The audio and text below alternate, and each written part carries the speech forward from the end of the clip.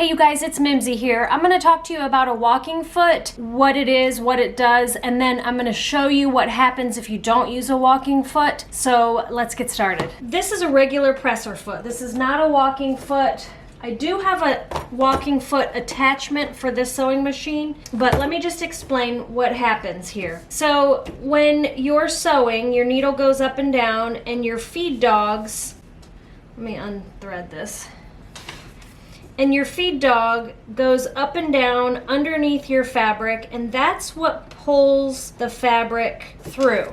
So you're just guiding it, but the feed dog is what pulls it through. Well, then the top needle just goes in and out. The only thing pulling the fabric through on a regular sewing machine with no walking foot is just the feed dogs. If you have a walking foot sewing machine, there is another foot that moves at the same rate as the needle and the same rate as the feed dog, and that foot, that top foot that's attached to the needle, will also have little teeth on the bottom of it, and those teeth join up with the teeth on the feed dog and pull the fabric through at the same rate. If you don't have a walking foot, what happens with your fabric? You've got two layers of fabric. What happens is the feed dog pull that bottom layer of fabric through, and the top layer does not go through at the same time, so it ends up shifting like that.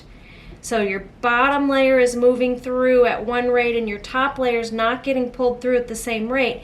Now, this doesn't make a whole lot of a difference if you're only sewing a distance like this long, which is typical in fashion sewing, making clothing, or, going around a shoulder seam, or, doing short runs of stitches. It doesn't make much difference. But if you're sewing draperies where you've got to sew a 110-inch long seam continuously, that tiny bit of shift is going to make all the difference in the world.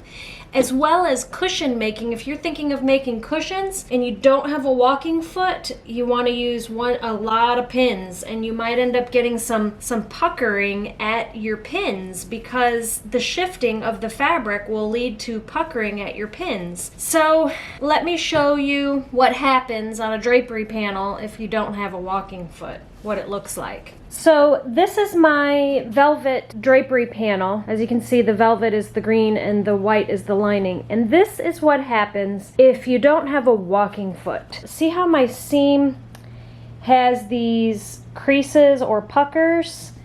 That is because the fabric is not being pulled through. Let me show you down here.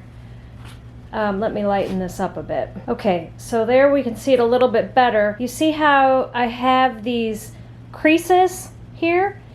Because the fabric is not being pulled through the presser foot at equal speeds. The bottom is getting pulled through, and so therefore the fabric is shifting and it's not square anymore. And that's why I'm getting these creases in my side seam.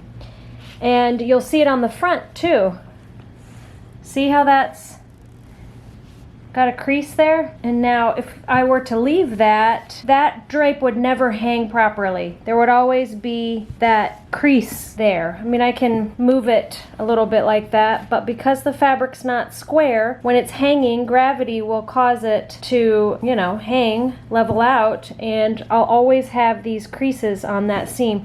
Not to mention, this looks terrible on velvet. And one of the reasons why you notice it really well is because this is velvet and the nap shows every imperfection. So I've got to take out this whole side seam and I'm going to hand stitch it so that you don't see all these stitches. A blind hem would work as well, but I can't do that with a walking foot, so I'm going to hand stitch all these. So that's what happens if you don't use a walking foot. You get these ugly ripples. So that's why a walking foot is so important when you're doing home decor sewing. It's not completely necessary. I've been doing home decor sewing now for years without a walking foot, but it does get frustrating. So if you're going to be doing a lot of home decor sewing, if you're thinking about going into business doing home decor sewing, 100% invest in a walking foot sewing machine right from the start. It'll save you a ton of frustration, take it from me. So that's the gist of the walking foot. Thanks for watching.